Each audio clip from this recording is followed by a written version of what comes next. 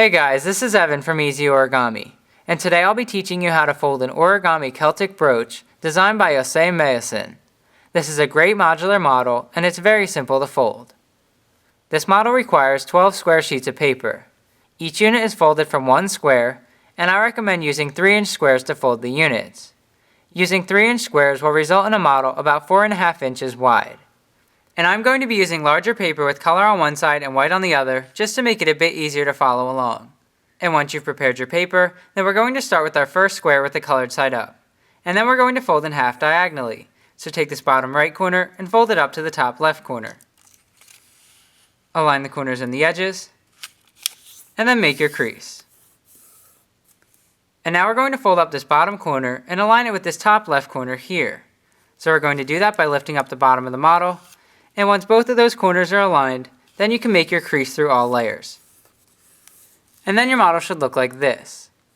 Then we're going to turn the model over, and now we're going to fold over this right diagonal edge and align it with this top horizontal edge here. So we're going to do that by lifting up the right side of the model, and we're going to start at this top right corner and work our way over to the left, aligning both of those edges. Just like this. And once both edges are completely aligned, then you can make your crease. And then you can unfold. And now we're going to separate the two top layers of paper. So we're going to do that by grabbing this top white layer here, and we're simply going to pull it up as far as it'll go. So you simply want to pull it up like this until it doesn't want to go any further, and then you'll see that the right side of the model does not lie flat. So what we want to do is simply push over on those layers, so we're simply going to push them over to the left, and you'll see that the model will start to recollapse along existing creases. So we simply want to reinforce those creases just to flatten everything out. And once you've done that, then your model should look like this. And now we're going to fold up this bottom flap along this existing horizontal crease here. So we're going to do that by lifting up this white and colored flap, and we're going to pull it up as far as it'll go. Then you can simply flatten out the model along that existing crease, and then you should have something like this. And now we're going to make a crease that connects this bottom corner with this top right corner here. So we're going to do that by grabbing this top white layer of paper, and we're going to pull it over to the right. Then we want to start at this top right corner and work our way down until both of those corners are connected. Just like this. And then you can make your crease all the way across. And then your model should look like this. Then we're going to turn the model over, and we're going to do the same exact thing. So this time we're making a crease that connects this bottom corner with this top left corner here. So we're going to make that crease by simply folding over this top white layer of paper, and we're going to pull it over to the left, and we can simply align this flap with the layer from behind. Just like this. As you're doing this, you'll see it will connect both of those corners, and then you can make your crease all the way across. And then your model should look like this. And then we're going to turn the model over. And now we're going to lift up this top colored layer of paper. So we're simply going to pull it up like this, but we're not going to make a crease. I just want you to notice this small triangle that extends from this left edge here. And what you want to do is simply fold that triangle over to the right as far as it'll go. So you can make your crease just like this, and you'll see that the new crease you've just made will align with this left edge as well. Once you've done that, then you can fold the colored flap back down. Then we're going to turn the model over, and we're going to do the same exact thing. So once again, we're going to lift up this top colored layer of paper, and we're going to hold it up like this, and then you'll see this small white triangle extending from this right edge.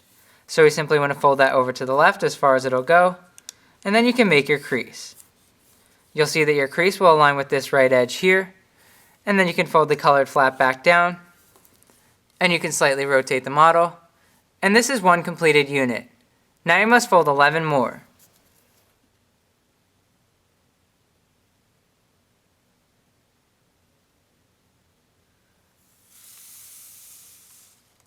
Once you've folded all 12 units, you're going to need 2 to start the assembly.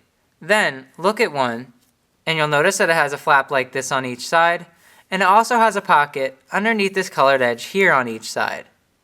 So once again, we're going to take our second unit, and what we want to do is insert both of its flaps inside of the pockets on the first unit. So we're going to do that by lifting up both units, and then we want to slowly bring them together.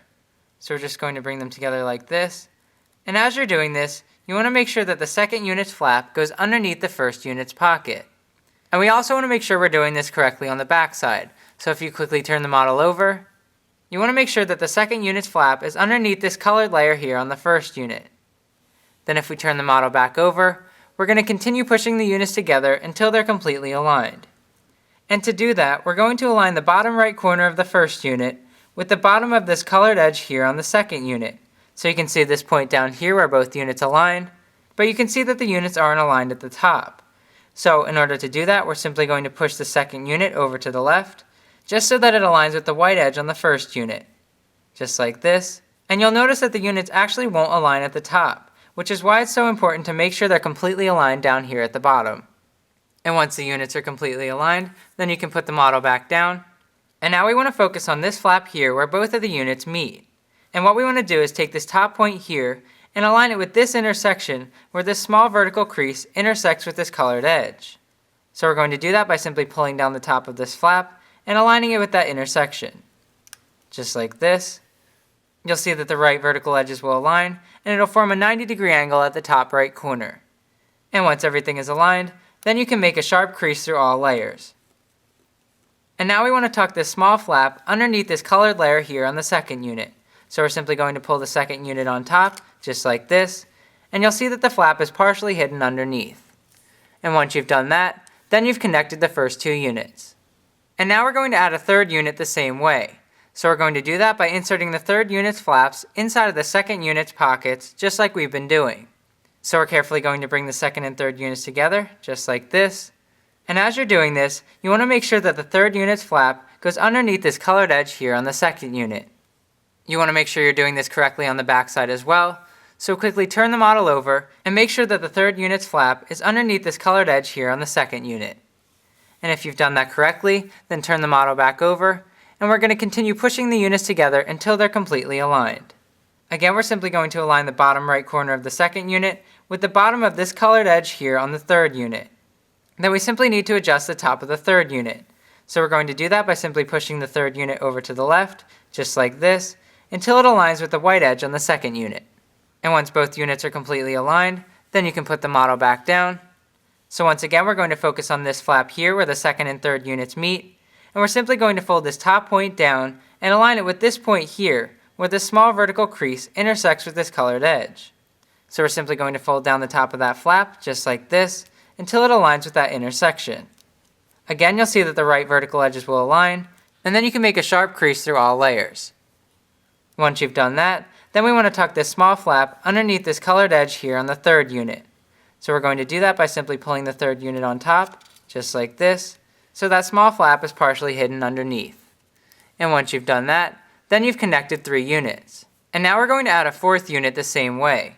So once again, we're going to insert the fourth unit's flaps inside of the third unit's pockets, just like we've been doing. So you want to make sure you're doing this correctly on both sides. And again, you just want to adjust the units until they're completely aligned. So start by aligning the third and fourth units at the bottom, just like this, and then you may need to slightly adjust the fourth unit just to align the units at the top. And once you've done that, then you can put the model back down. Then again, we're going to focus on this flap where the third and fourth units meet, and we're simply going to fold down the top point and align it with the intersection that I mentioned before. So we're simply going to fold it down just like we've been doing. And once that top point is aligned with the intersection, then you can make a sharp crease through all layers. Then we simply want to tuck that small flap underneath the colored layer on the fourth unit, just like this. And once you've done that, then you've connected 4 units. And now we're going to add the remaining 8 units the same way. So just continue adding units until you've reached the last one.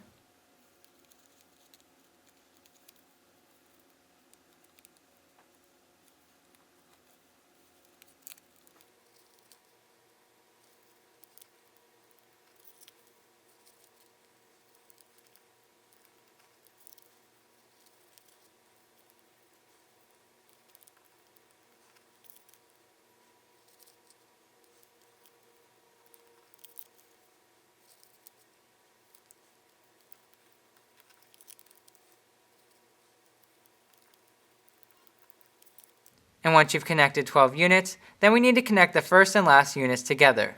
So we're going to do that by inserting the first unit's flaps inside of the last unit's pockets, just like we've been doing. We're simply going to push the units together until they're completely aligned. Then you can put the model back down.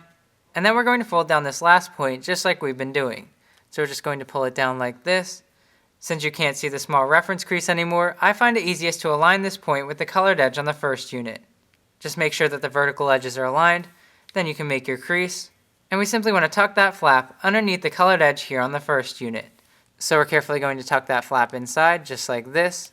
And once you've connected the first and last units, then you can turn the model over, and your Origami Celtic brooch is complete. I hope you've enjoyed this video tutorial on how to fold an Origami Celtic brooch designed by José Meeusen. Feel free to upload photos of your completed model to the YouTube gallery on my website to be featured here in my next video, or simply upload your photos to Instagram with the hashtag EzOrigami to be featured here as well. Also, be sure to check out José's Instagram feed for photos and diagrams of many of her original designs. She's a really talented origami artist, and she's actually received several prestigious awards for her contributions to origami exhibitions in Japan. So I definitely recommend taking a look at her work. Again, I hope you've enjoyed this video. Please comment, rate, subscribe, and thank you for watching.